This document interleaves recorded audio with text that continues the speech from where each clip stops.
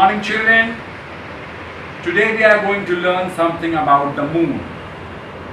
इसलिए आज हम लोग चैप्टर 13 में हैं, क्योंकि अभी हाल में ही लूनर इक्लिप्स की बात हुई थी.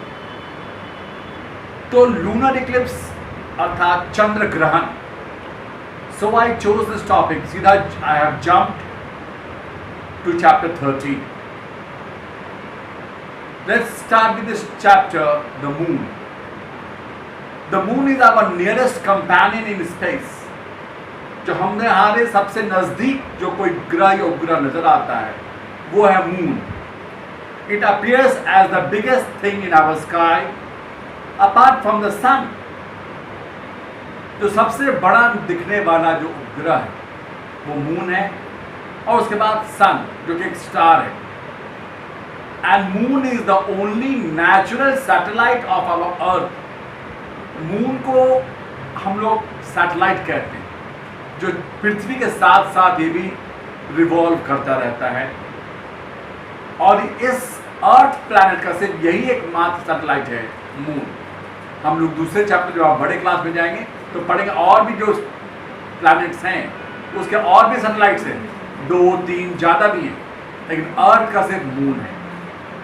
And it is about 384,000 kilometers from the earth. The moon reflects the sun's light and appears bright at night. चांद का अपना कोई रोशनी नहीं है बल्कि वो सूरज की रोशनी को रिफ्लेक्ट करता है, इसलिए रात में चांद चमकता हुआ नजर आता है. It reflects the light of the sun, so it appears bright in night. A natural satellite is an object that orbits around a planet. एक ऑब्जेक्ट होता है जो प्लैनेट के चारों तरफ घूमता है, ऑर्बिट में घूमना, इट मूव्स अराउंड. तो मून भी जो है वो पृथ्वी के साथ साथ घूमता रहता है. अब मून का सरफेस कैसा ये जान, वहाँ पे सतह क्या, जैसे पृथ्वी में मिट्टी है, पानी है, पहाड़ है, नदी है, तो देखिए मून पे कैसा क्या है. The surface of the moon is rough and uneven. ऊबड़ खाबड़ है, ऊंचा नीचा है. It is made of great plains and huge mountains. समतल भी है, पहाड़ भी है. There are big round hollows called craters. जैसे ज्वालामुखी का बड़ा सा मुंह होता है तो क्रेटर कहते हैं, वहां भी वैसे वैसे क्रेटर्स हैं. These craters are form when pieces of rocks called meteorites dash into the surface of the moon. Dash मतलब स्ट्राइक, गिरना. जब बड़े बड़े मीटोराइट्स जो पत्थर चट्टान जैसा होता है वो गिरता है तो उससे गड्ढा हो जाता है. आपके अमेरिका में भी गिरा था और वहाँ बहुत बड़ा एरिजोना में एक गड्ढा हो गया है because the meteorite fell on that. The surface of the moon is consisting of millions of craters. वहाँ बहुत सारे ऐसे क्रेटर्स हैं, बहुत सारे मीटोराइट्स गिरते रहते हैं, वहाँ गड्ढा गड्ढा बहुत सारा है. The rocks that were brought back to Earth by astronauts tell us that the surface of the moon is covered with dark grey dust. वहाँ पे dark grey dust धूल पड़ा हुआ है वहाँ. And it is about 4,500 million years old, the same as the age of the Earth. आप तो जानते हैं कि मून पे सबसे पहले कौन गया था? Neil Armstrong and Edwin Aldrin. Seen from the earth, the moon appears to change its shape almost daily. पृथ्वी से जब देखते हैं तो चांद का शेप जो है बदलता रहता है हर दिन. But this is only an illusion. ये सिर्फ एक भ्रम है. Illusion मतलब भ्रम, ऐसा होता नहीं है. चांद तो जैसे वैसे ही. And it is caused by the position of sun and the earth and its relation to the moon.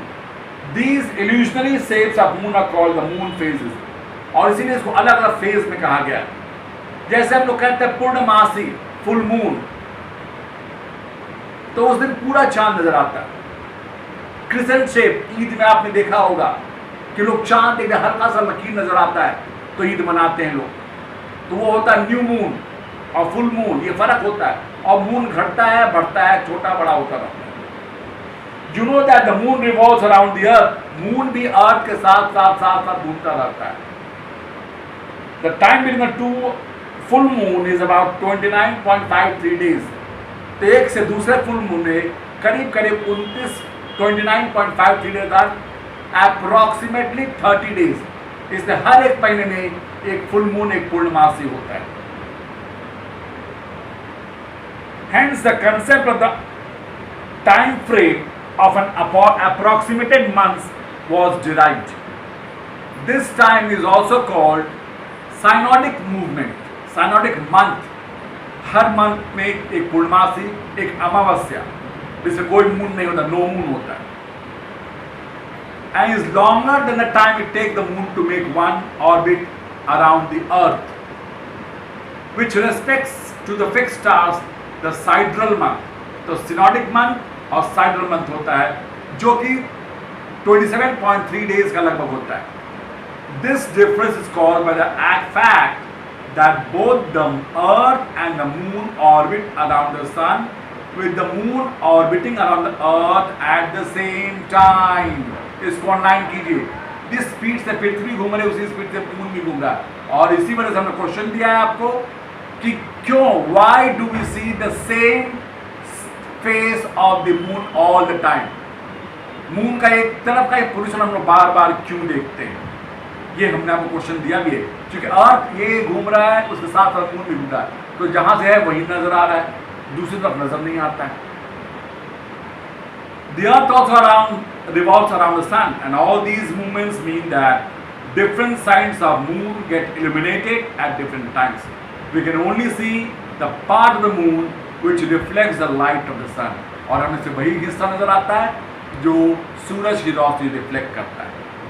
और ये फेजेस हैं, न्यू मून जो बिल्कुल छोटा होता है, क्रिसेंट हल्का सा टेढ़ा होता है क्रिसेंट मून, फिर हाफ मून, और फिर गिबियस मून व्हेन वी सी 3/4 3 चौथाई नजर आता है, और फुल मून जो 14 डेज में होता है 14th डे में, when the entire side of the motion moon facing the earth gets sunlight। और आप पेज नंबर 100 में देख सकते हैं डिफरेंट फेजेस, और हमने आपको वर्क दिया है क्वेश्चन में, इस डायग्राम को बनाना है अपने कॉपी में, प्रैक्टिकल कॉपी में, और different phases of the moon लिखना है, कब फुल मून है, कब क्रिसेंट शेप है, कब न्यू मून है, कब गिबन्स मून है, ये सब लिखना है। तो हम लोगों ने आज फेजेस ऑफ मून पढ़ा। अब अगले क्लास में हम लोग पढ़ेंगे कि इंसान जब वहां गया, man on the moon. That's all for today. Take care of yourself.